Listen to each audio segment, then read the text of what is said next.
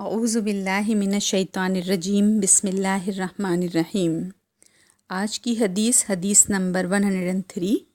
مریض کو دیکھ کر اپنے لیے یہ دعا مانگنی چاہیے۔ عن ابی ہریرہ رضی اللہ عنہ قال قال رسول اللہ صلی اللہ علیہ وسلم من رأى مبتلا فقال الحمد للہ الذی عافانی مما ابتلاک بہ وفضلنی علی کثیر ممن خلق تفضیلا لم یصبہ ذلک البلاء رواہ الترمذی۔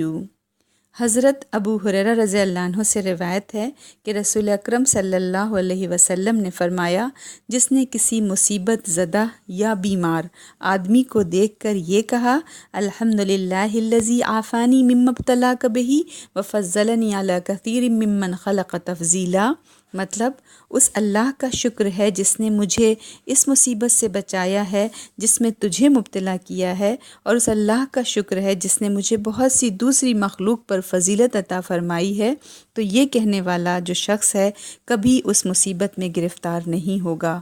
اسے ترمذی نے روایت کیا ہے اور یہ حدیث صحیح ہے۔